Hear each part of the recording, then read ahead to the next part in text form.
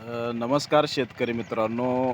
आपण जर ड्रॅगन फ्रूटची लागवड करू इच्छित असाल तर ड्रॅगन फ्रूटमध्ये आता सध्या आपल्याकडे प्रचलित असलेल्या काही व्हरायटी आहेत. त्यामध्ये रेड आणि व्हाईट, म्हणजे बाहेरून लाल आतून व्हाईट कलर असं निघतंय. दुसरं रेड आहे, तिसरं येल्लो व्हाईट आहे आणि तिसरं चौथं जे आहे ते पिंक व्हरायटी आहे. यामध्ये जर लागवड करी इच्छित असताना शेतकऱ्यांनी जर आपल्याला चांगली व्हरायटी किंवा बेस्ट व्हरायटी निवडायची असेल तर तिचं काही उत्पादन क्षमता चांगली असायला पाहिजे. दुसरी गोष्ट म्हणजे ती आपल्या हवामानाला मॅच व्हायला पाहिजे आणि तिचं बाजार मूल्य हे चांगलं असायला पाहिजे. अशा व्हरायटीची आपण लागवड करावी. तर आपण एक अशाचमध्ये जे व्हरायटी आहे पिंक व्हरायटी, त्यामध्ये आपण संदर्भ माहिती सांगणार आहोत. आज आपण आलेलो आहे आपल्या ड्रॅगन फ्रूटच्या प्लॉटवर आणि आज सोलापूर जिल्ह्याचं टेम्परेचरचा विचार केला असता जवळपास 43 डिग्री 44 डिग्री टेम्परेचर आहे. आज 17 एप्रिल 2026 रोजी आपल्या बागेवरची जर कंडिशन बघायची म्हणलं तर आपण दाखवतोय. आज आपण यायला नाही आहे, कोणत्याही प्रकारचं बागेवर या ठिकाणी आपण वरून झाकलेलं नाही.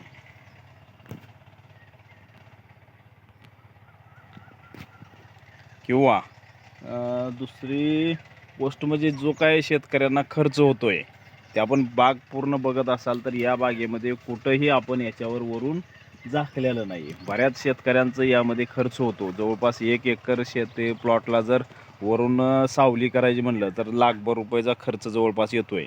तर ही व्हरायटी अतिशय टेम्परेचरला व्यवस्थित तग धरून राहणारी आहे. याच्यामध्ये जर आपण पाहिलं असता ही जी आता याच्यामध्ये आहे ही 43 डिग्रीला सुद्धा याची वाढ चालू आहे. म्हणजे हे अशा प्रकारे याला वर कॅनोपी निघत आहे, वर याची वाढसुद्धा चांगल्या प्रकारे चालू आहे.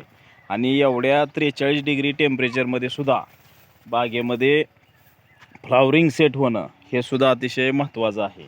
आता आपण बघत असाल तर बागेमध्ये जवळपास आपण इथं एकाच ठिकाणी आपण जवळपास 4 प्रकारचे सेटिंग दाखवतोय.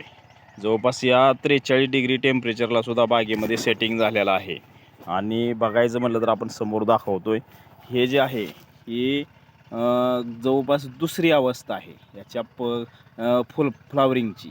याच्यामध्ये पहिली अवस्था जर म्हणलं तर या ठिकाणी जे लाईन आलेल्या दिसते त्याच्यावर हे हे हे हे जे काटे फुगलेले आहेत याचं थोड्या दिवसात फळामध्ये याच्या काट्यामधून फूल निघून फुलामध्ये रूपांतर होते, कळी बनते. आणि ही जी आहे ही दुसरी अवस्था आहे कळीची. आणि याच ठिकाणी हे जे आपण पुढं दाखवतोय ही कळी अशा प्रकारे सध्या उमललेल्या परिस्थितीमध्ये सुद्धा आपल्याकडं उपलब्ध आहे. म्हणजे जवळपास 43 डिग्रीमध्ये अतिशय चांगल्या प्रकारे याची वाढ चालू आहे. आणि चौथी जी अवस्था आहे या कळीमधून असं जी याच्यामध्ये फ्लावरिंग फळं बाहेर पडलेले आहेत, म्हणजे ही याची चौथी स्टेप आहे. आणि याचं फ्लावरिंग जर विचार केला तर इथं बघितलं तर एक हे 2 आहेत आणि समोर 3 जवळपास 5-6 फळं आपल्या एका झाडावर सेट झालेले आहेत. आणि याची पुढची 5वी जी स्टेज आहे ते सुद्धा या ठिकाणी तयार आहे. जवळपास हे 200-250 ग्रॅमची साईज या ठिकाणी तयार झालेली आहे. हे 5व्या स्टेपमधलं फळ आहे. म्हणजे आज विशेष करून सांगायचं जर म्हणलं तर 43 डिग्री टेम्परेचरमध्ये सुद्धा ही व्हरायटी अतिशय चांगल्या पद्धतीनं तग धरू शकते, चांगलं काम करते आणि शेतकरी बांधवांसाठी फायद्याचे आहे. जवळपास आज 43 डिग्री टेम्परेचर असतानासुद्धा बागेमध्ये जर 5 स्टेजमध्ये फ्लावरिंग असेल किंवा फळांची 5 बहार निघालेत थोडक्यात, मग या पुढचा कालावधी जवळपास हे नोव्हेंबर-डिसेंबरपर्यंत याची फ्लावरिंग चालतं, फळ देण्याची कॅपॅसिटी आहे.